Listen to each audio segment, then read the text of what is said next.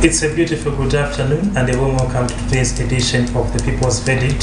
The host, I am Kapitula Afias, and I must hasten to apologize that we have started a bit late. It's due to circumstances beyond our control. However, the show moves on, and today our focus or topic of discussion is rural development.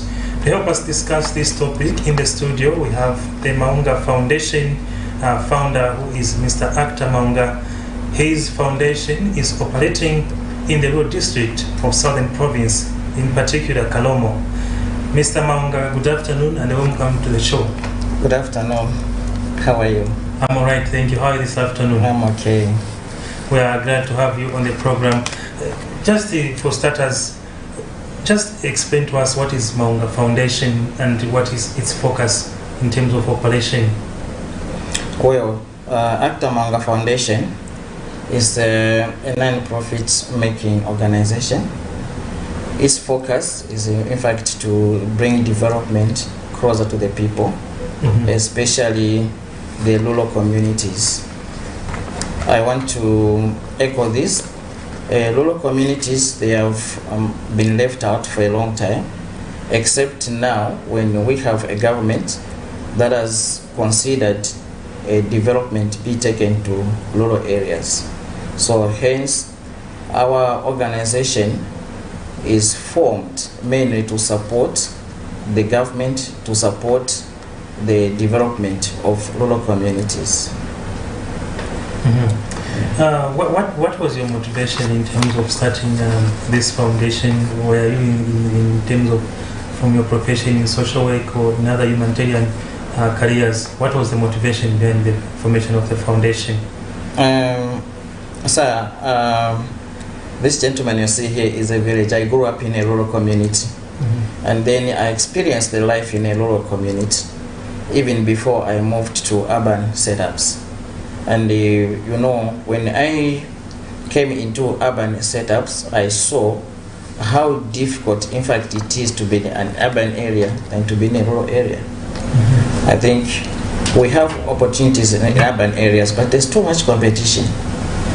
What's the reason? The reason is people are migrating from rural communities to urban communities, because when you go to rural areas, there are no programs, there are no projects, there are no industries, there are no companies. So people, they move to crowd in urban areas.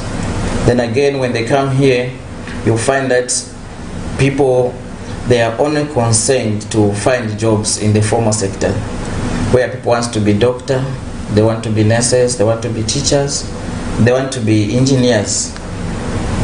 Hence, those that find it difficult to go to school like universities and colleges, they now find it difficult to manage the urban life. Hence, we, after going through a lot of that experience, and also the experience that I saw from other members of my family's relatives and also friends, I thought it's better we try to get back to our rural setups. It is possible that we can take town to our villages, we can take town to these rural communities, especially now that we have a government that is supporting a rural development. We have a government which has got sound policies that will enhance development of rural areas. So we took advantage of the situation so that we can also contribute to this rural development, and it's working. So when were you formed and when did you start the operations in terms of into Kalomo district? Kalomo district, we started last year. To be precise, we started last year in February. We are almost a year old. Yes, we started with the communities like churches. You know, churches is a grouping that is by faith, that is strong together, that is well managed and well arranged. So I started with churches, supporting groups in churches, and also support churches just as a church. Then from the rural communities, we also mobilized the youths, the young women, the youths through sports, through football. During our football tournaments, we take time to to provide capacity building to the youths, to make them understand that where they are in rural areas, they can still form groups, they can still start up some entrepreneurship, they can still learn some life skills. And after we identify youths, we put them in groups and then start teaching them the skills. Now it has worked very well. After teaching them those skills, we lobby for them. If people were learning how to keep chickens, how to do carpentry, then we empower them in that area. And people are able now to sustain themselves. Some are even saying, but why should we go to town? Why should I ask money from my brother in town? Instead, the brother from town can call a villager to send the money. So this is what we are doing, and things are working. Before we talk more about your activities there, I just want for you to describe how is the level of development in Kalomo district. What has your organization found on the ground? Kalomo district as a whole, you understand that Kalomo is the capital city of Zambia. Are you aware? No, maybe you can explain that one. Kalomo is the capital seat of Zambia.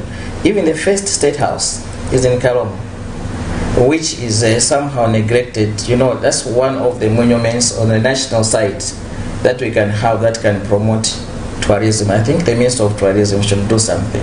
It can also create some employment in Kalomo. It's there. Yeah, so now, Kalomo has been like a receiving town, but they have been losing. I think there is a problem that we identify mostly. Maybe there's no much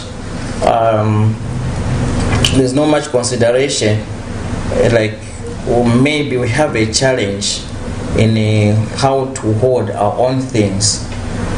I can maybe take it to maybe the leadership that was there before, because they never looked at the southern province to be a hub of development. Things have been coming and they've been going. Are you aware that we have got a Mapatisia mine in Kalomo that is producing good mineral? So all those things, they bypass Kalomo to other towns. So the development in Kalomo, as I tell you now, is almost at 5%. Even the time when we are even like now, since there is the introduction of a constituency development fund, which is a good game changer to our district. And I think our leadership in Kalomo are trying hard to make sure that they lift the face of Kalomo. So from the time when we started our program in Kalomo, we are doing some impact because our voice is being heard. We have seen this a lot of changes.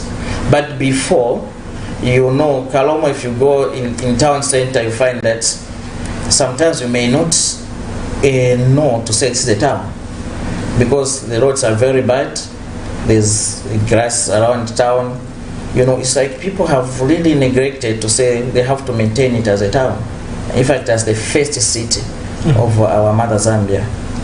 So we have, when we stepped in Kalomo town, I think we introduced a project called Keep Kalomo Clean, where we have provided some bins. We have also provided a motor vehicle, a truck that is feeding those bins to the dumping site. So what we are looking at, first, we shape the face of Kalomo so that it can be an attractive town, a town that is full of potential. So you mentioned earlier, before I had to interrupt with a question, you did mention that you are identifying youths and you're also empowering them with the skills. What is your target in terms of these empowerment programs? Most of our targets are the youths, they are women. Yes.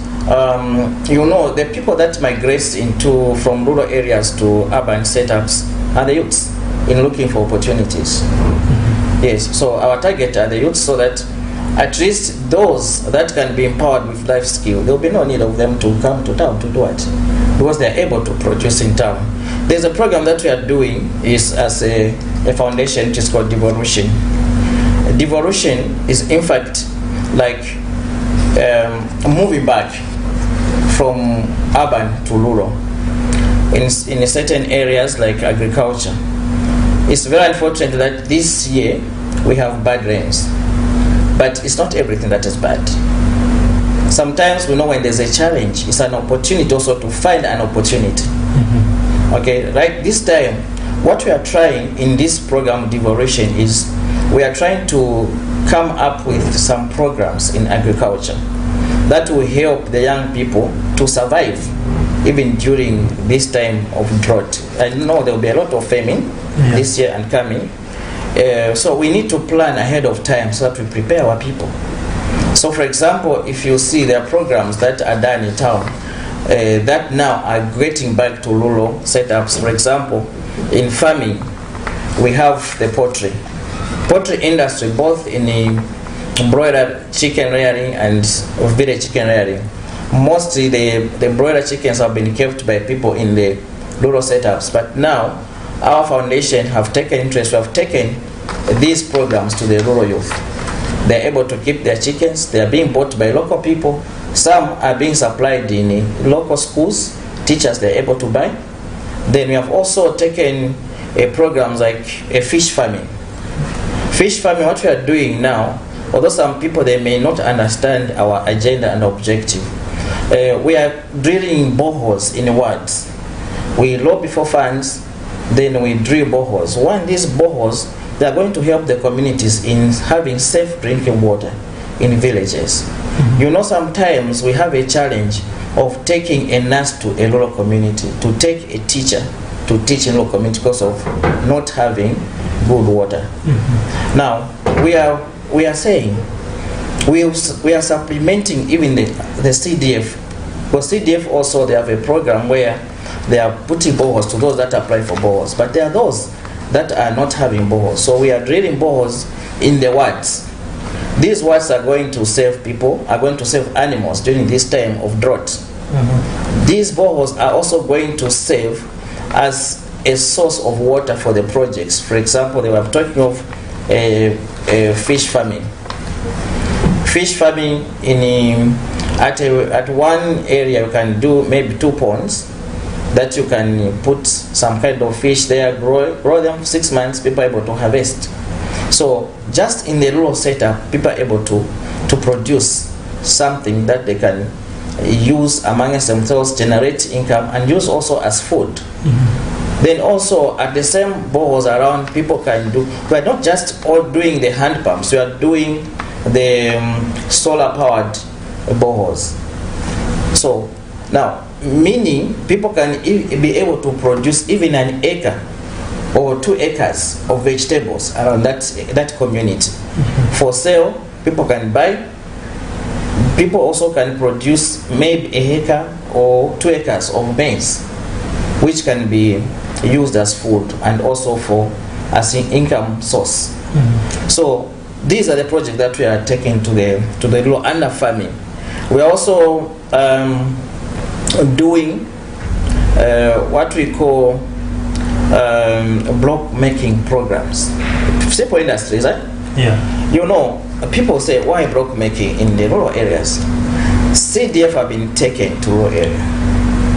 When they say we have to build a 1 by 3 classroom block, you're not supposed to go and start burning bricks. Okay? These people that are doing, we are empowered with block making. They will make the blocks same like the way you make in town. Strong blocks, 6 inches, pavers in rural areas. So the CDF programs are able to access these blocks. If I tell you to say, it takes the people of Kalomo, town and rural, to come to Lusaka to buy blocks. Buy a block from here, take it there. So we have taken this not only Kalomo town but also to the rural areas so that our people are able to produce. The president, our president, the Republican president, he has advised to say the reason of putting CDF is to create opportunities for all. Meaning the people, the rural youth, what are they? What's the opportunity? When a school is set to say let the school be built here, what should be the rural community do? Those who are making blocks, let them sell blocks, the local people, sell blocks to that person who has won the tender to build a school. Let him buy from the local people. When it comes to carpentry, we have provided the carpentry skills to the rural youths. Let them engage the local people to do the roofing. So meaning, within the local communities, jobs are created, money is being made. So you'll find that people will not be moving. Even people are selling things like hardware. They will end up taking their hardwares to the rural areas because their products are needed at that. So it's possible to create opportunities in rural areas that will shift the urban setup to the rural setups. Sure. Then also, maybe before we go that, we have also come up with these industries, small industries, apart from farming. They were said block making, carpentry. We have also come with up with the fish farming, and we are yet to create more as opportunities avail themselves. All right, to our viewers, you're watching The People's Verdict, and your host Ayim Kaptula Afias. Today on the show is Mr. Actor Maunga, who is the founder of Maunga Foundation, which is based in Kalomo in Southern Province. And with him here, we are discussing rural development. Moving on, Mr. Maunga, how do you describe the response from the local people in terms of your foundation and also the activities, issues of knowledge as well? Maybe you can factor in those issues. Some data, the response is overwhelming. We have very good response in Kalomo. That's why some people are misunderstanding us. The response is good because people are hungry for development. People are thirsty for development. It's something that is good to me that people have bought the objectives and the vision of our president, the vision of the UPND, that people should work. They should work and benefit from their sweat. People are ready to work, but the problem that we have sometimes is the delivery of service. There things are done, approvals are done, monies are sent into constituencies, programs are sent, but from somewhere to reach the people is where we have a problem. So we are also trying to lessen this gap so that we become also the voice to say, okay, this money is there. Why is the money that is set for Kalomo, set for Namwala, sent for Wengwa, go back to the treasure? When there are people who need the money, there are people that are eager to develop. So the problem we have, people are ready to develop, people are ready to support the vision of the president. But the problem that we have a slow movement from up there going down. But people are ready. Yes. Most of the projects you have mentioned, they are interlinked with what is being provided under the Constituency Development Fund, CDF. I want to understand, how is your working relationship with the local political leadership in the area where you're operating from in Kalomo district? The problem that we have, I think as a world, is the linkage between politics and development. It's a problem. Because a politician wants to protect their position. Politics is about position, it's about power.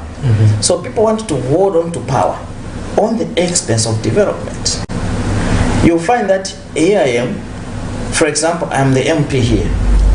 Since I want to hold on to power, I have the CDF coming to me, but then I'll look at that word, they didn't vote for me. So if I empower them, then I'm just empowering them to work against me. So they will not support that area. That man there never supported me, so I'm not going to give them the development funds. This is what is killing us. So if there was a separation between politics and development, I think would have developed even in Kalomo. So what is there? There's segregation. Who should receive this? Some people, if they seem to work against the leadership, they have been pointed straight to say, you are not going to receive the funds. But whose funds are these? This is the fund that is coming from one father, the president, one party, the UPND, one government, UPND government. So I think there should be some check somewhere to say, okay, who's the beneficiary of these projects? interlinking between ourselves and CDF. From our talking, I've talked of devolution. CDF is one of the first thing to be taken to the communities where our programs are. So we take advantage, we ride on that. That's why the schools under the CDF are being built, clinics are being built, bridges are being built. They are there in the rural areas. Now, how are our people going to benefit? They should have the skills. They should have the knowledge of how to do that. They should have the capacity. So in short, we are providing the capacity building. Then again, development itself, when you look at development, sir, there's no development that starts up there. Development starts at an individual level. If I empower you, or the government empowers you, the next person is empowered, meaning that community will be empowered. When the community is empowered, it means the district is empowered. When the district is empowered, you have got a developed nation. So self-development is what we look at ourselves. How will an individual be able to contribute to national development through tax, through participating in national issues, national development. So those are some of the things that we are trying to do as a foundation. Having talked about your foundation, from the little knowledge that I have, I do understand that you're also among the prominent members of the United Party for National Development, UPND. How do you feel the policies of the current government is in trying to supplement what you are doing or your vision in terms of improving the lives of people on the ground, especially? The UPND policies, Mr. Moderator, they're the best. They're sweet. They're nice. It only if people are sleeping. This government is for people that are ready to work. It's a government that is ready for people who are able to work, not those that are seated, that are sleeping. No. It's moving with people that are moving. So the policies are very good because they are activity-oriented, project-oriented, business-oriented. So for us, as a foundation, these policies are very good and they are really excellent. For example, the policies that we have on the empowerment, you know, there's no person who hates empowerment. It's only that they are just selfish people who wants to be empowered and they don't want to empower others. You know, but otherwise the empowerment programs that are in UPND government are excellent and they are really a game changer policies. If from the time that UPND got in power up to now, I think we have seen a lot of good things, a lot of development, where people now are able to do their own things. People are able to wake up and think of how are they going to make money, not how they are going to say steal money, but they are there to work, which is a good thing. Talk about agriculture. It's just unfortunate that this year we have bad rains. Otherwise, people listened to the president when he increased the price of maize, so that many people can be encouraged to go and farm. Unfortunately, I don't know if it's 40 and 40, people responded well. Almost 75% people responded. Even some people from town, they have gone to their villages to go and farm.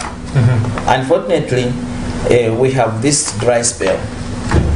Otherwise, people responded well. If at all we had the good rains, we are going to see how much maize we are going to produce as a country.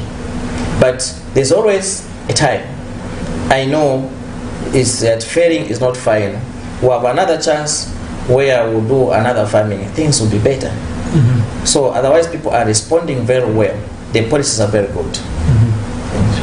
The other issue in terms of the ruling United Party for National Development, which is now in government, is that there have been several complaints in terms of the high cost of living. As a member, are you confident that things will turn around in terms of the high cost of living, which is affecting many citizens out there? Everything that is original takes time to come out into the final product. The UPND government, to my understanding, is a government that is truthful. It's a government that doesn't like shortcuts. It doesn't like artificial things. I like the president when he say, I am methodical. Everything that is done by the UPND government is methodical. And that's what people do not understand. I was in a class of additional mathematics. Additional mathematics, you don't use shortcuts. When you use a shortcut, you are going to miss 10 points. You can get the answer right.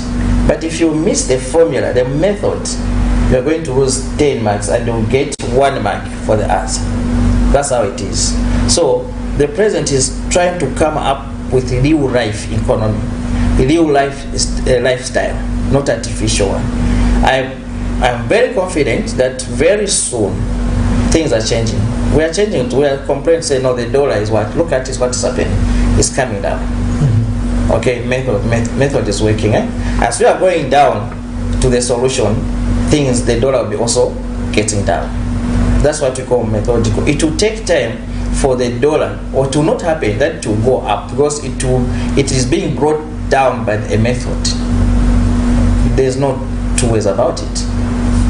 If you look at the issue of mines, mines now, the government has proper deals with the new investors. That's why I'm saying things are changing. There's no shortcuts. So you look at the education sector, where people are saying free education will not work. Everyone now, even those that were saying free education will not work, they are climbing on free education. So this is how this government is. To me, UPND government so far, to me, is the best. I was born during the UNIP government. It was still there. I've seen how these governments have been operating, but this one, it has got the potential to bring in proper meaningful development, starting from family level to national level. Yes. So watch the space. You'll see what will happen between now, especially this year. You'll see what is going to happen. There'll be a lot of changes. All right. As we get to the 9 minutes of the program, you are operating in Kalomo. However, these issues are cross-cutting. Do we see Maunga Foundation spread into other districts of Southern Province or the country? Yeah, most of the times when you're on radio in Kalomo, people are calling from Zimba, calling from other districts to say, why are you not coming here? So it's on that we have no much resources, but we pray to God that as the resources allows, we'll go to other districts. I know it's also a learning phase to other districts. So, okay, these people are able to do it, we can also do it. Yeah, but we'll try by all means as we grow to get into other districts. The agenda is very good. The agenda is very beneficial. Yeah. We have come to the end of the program, but before I let you go, I just want to get your concluding remarks, your words, the viewers out there. Your camera is on that far end there. You can just, your words also to the people of Kalomo and also the people of Zambia in general, particularly. Yeah, I want to appeal to our people of Kalomo, to say hope is coming. Never lose hope. Every day that comes brings more hope. Do not destroy your opportunities. I think this is the time when we are supposed to focus on development, nothing else. I know this is not the time to talk about politics. It's the time to talk about meaningful development. It is also the time to save the people of Kalomo. I understand that this time the major problem that our people are having is hunger, because we have no food, and I know we have a listening government, that at least the governments will listen to the people of Kalomo, at least provide relief food. And how I wish the government can declare the food problem as a national disaster, so that our people can be helped. The maize people are buying is not enough, and people do not have the money to buy the maize. We really need to get the people, assist the people with relief food. Then to the nation at large, I want to thank the president. I want to thank the cabinet, the minister, the MPs for the effort they are doing in helping to uplift the lives of the Zambian people. Thank you, and God bless you all. All right, Mr. Maunga, thank you very much for making time to discuss with us rural development. We hope that we'll have another opportunity in other forums, or other programs, to have this discussion. You know, rural development is an ongoing issue. Many citizens are in rural areas, rather to say, and it's very important that we look at how these issues these areas can get development. On behalf of Mr. Chifita, who is in charge of us in terms of transmission of the program, I'm your host, Afias Kaptula. Till next time, keep watching Camnet TV, not just another channel.